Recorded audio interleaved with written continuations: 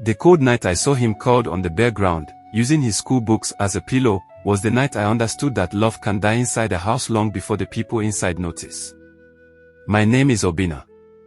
I am a man now, with children of my own, but this story still follows me like a shadow. It is not something I heard. It is not something someone exaggerated. I was there. I watched it happen slowly, like a wound that never healed until it became a scar. The boy's name was Chidi.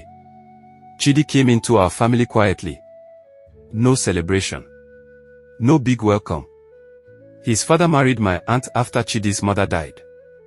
The boy was still very young then, thin and soft-spoken, always holding on to his father's wrapper when visitors came. My aunt already had 3 children. They were loud, playful, and used to be in the center of everything. Chidi was the opposite. He watched more than he spoke. He listened more than he asked. From the beginning, it was clear he was different. Chidi loved learning in a way I had never seen before. He did not read because someone forced him. He read because it made him happy. He would sit under the mango tree until evening, turning pages slowly, like he did not want the book to end. At school, teachers noticed him quickly. He answered questions before others finished thinking. He explained things to his classmates patiently. He brought home awards again and again. At first, everyone was proud. But pride can turn into jealousy when it enters the wrong heart. My aunt smiled when people were around. She told visitors, "He is very smart. God has blessed him." But when the house was quiet, her face changed. She gave Chidi the hardest chores. She woke him up before dawn. She blamed him for things he did not do. If food finished early, she said he ate too much. If water spilled, she said he was careless. If her children failed a test, she said Chidi distracted them. Slowly, her children learned to hate him too. They mocked him for studying. They laughed at him when he received awards. They said he wanted to shame them. Chidi never argued. What hurt me the most was how much he loved them. When his stepbrother fought with boys outside, Chidi stood in front and took the beating. When his stepsister forgot her homework, Chidi stayed awake helping her finish it. When food was small, he gave his share away.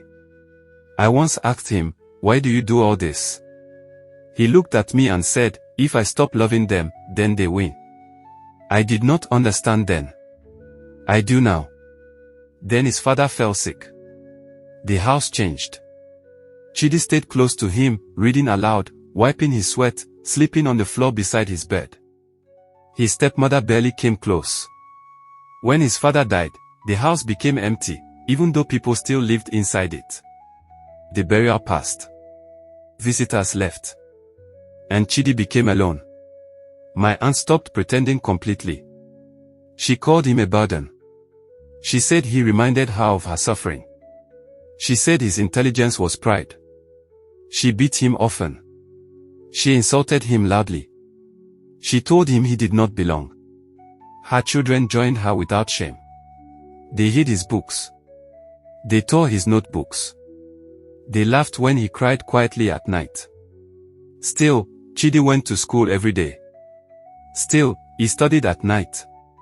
Still, he protected them. One day, Chidi came home with another award. The teacher had written a long note praising him. My aunt read it. Then she tore it into pieces. She shouted that education was useless. She said he was showing off. She said he should leave her house.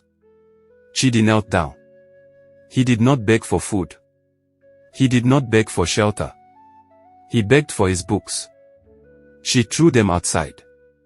That night, he followed them. I watched from my window as he sat outside the gate. The ground was cold. The air was quiet. He hugged his books tightly, like they were alive. He slept there. I cried that night. Quietly. Helplessly. By morning, he was gone. Life outside was cruel to Chidi. He slept wherever he could. He worked whatever job he found. He washed plates until his fingers hurt. He carried heavy loads bigger than his body. He swept shops before sunrise. All for money. Not for food. For books. He still went to school. His uniform tore. His shoes broke. His body grew thin. One day, the school fees came. He could not pay. They sent him away. I saw him sitting by the roadside, staring into nothing, his books beside him. That was the day he cried openly. For a long time, nobody knew where he went. Then stories started coming. A woman saw him reading under a streetlight. A family took interest in him.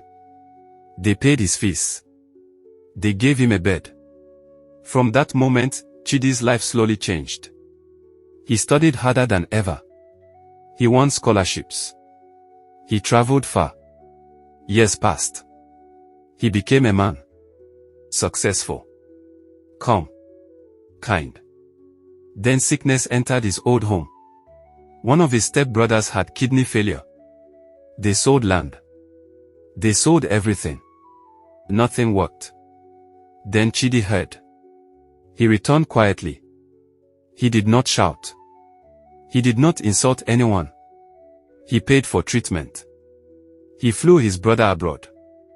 He saved his life. When his stepmother saw him, she broke down. Chidi forgave her. Not because she deserved it, but because bitterness did not live in him.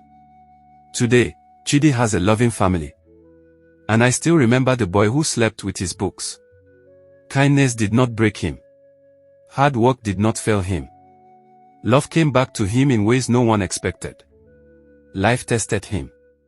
People failed him. But kindness carried him through. And that is why I tell this story. Because sometimes, the child everyone rejects becomes the hand that saves them all. Please like, share, comment and subscribe to African Tales by Gio for more interesting stories. Your comments are very important. What did you learn? What do you have to say about issues like the one in this story?